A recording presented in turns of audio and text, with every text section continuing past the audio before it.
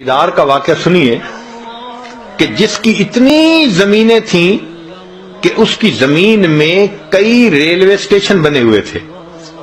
Rail چلتی تھی، ایک اسٹیشن پہ آتی تھی، پھر دوسرے ریلوے اسٹیشن پہ، پھر تیسرے پہ، اور یہ سب ریلوے اسٹیشن اس کی اپنی زمین میں تھے. ایک دن اپنے دوستوں کے ساتھ شہر کے چوک میں کھڑا گفتگو کر رہا ہے تو دوست نے کہا کہ آج کل بس تنگی ہے مال کی اور میں بہت پریشان ہوں. تو اس نے تکبر سے ایک بات کی کہ یار تم پریشان رہتے ہو کہ آئے گا کہاں پہ، اور میری یہ حالت ہے کہ میں پریشان رہتا ہوں لگاؤں گا کہاں پہ. تکبر، عجب. اور میری تو 40 نسلوں کو بھی پرواہ نہیں ہے. جب اس نے یہ تکبر کے الفاظ بولے اللہ نے اس کو اپنی پکڑ میں لے لیا. ہوا کیا؟ اب بزنس پہ نقصان سے نقصان، نقصان پہ نقصان، پیسے جانے شروع ہو گئے. ساتھ بیمار ہو گیا اور بیمار ہونے کے بعد 6 مہینے کے اندر یہ دنیا سے رخصت ہو گیا. اس کا ایک ہی بیٹا تھا، 17-18 سال اس کی عمر تھی لڑکے کی. ساری دولت، ساری زمین اس کے وراثت میں آ گئی. اب جب مال بھی ہو اور جوانی بھی ہو تو پھر اس قسم کے لوگ بھی قریب ہو جاتے ہیں جو شراب اور شباب والے ہوں. چنانچہ اس کو انہوں نے برے رستے پہ ڈال دیا.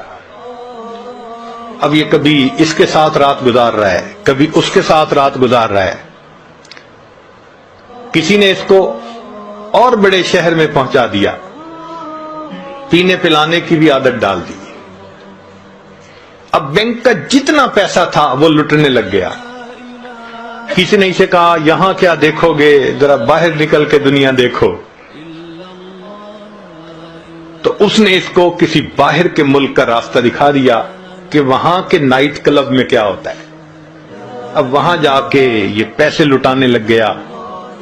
1-2 سال کی بات ہے، سب بینک اکاؤنٹ زیرو، اور بیماریوں کا بھی مریض ہو گیا. جب روز عیاشی کرنی ہے اور متعدد بار کرنی ہے تو نتیجہ کیا ہوگا؟ بیماریاں. نوجوان بچہ ہے مگر بیمار. اب زمینیں بچ گئیں، یہ کیا کرتا؟ زمین کا ٹکڑا بیچتا، جو پیسے ملتے پھر باہر کا ٹرپ لگاتا، پھر آ کے زمین کا اگلا ٹکڑا بیچتا. کچھ چند سالوں کے بعد ایک ایسا وقت بھی آیا اس کی ساری زمینیں بک گئیں، ایک مکان رہ گیا تھا. پھر یہ اپنے نشے سے نہیں رہ سکتا تھا، پیسے کی ضرورت تھی. ایک وقت آیا اس نے اپنا ذاتی مکان بھی بیچ دیا. مال بھی ختم، جائیداد بھی ختم، ذاتی مکان بھی بک گیا. اب رہنے کی بھی جگہ نہیں تھی.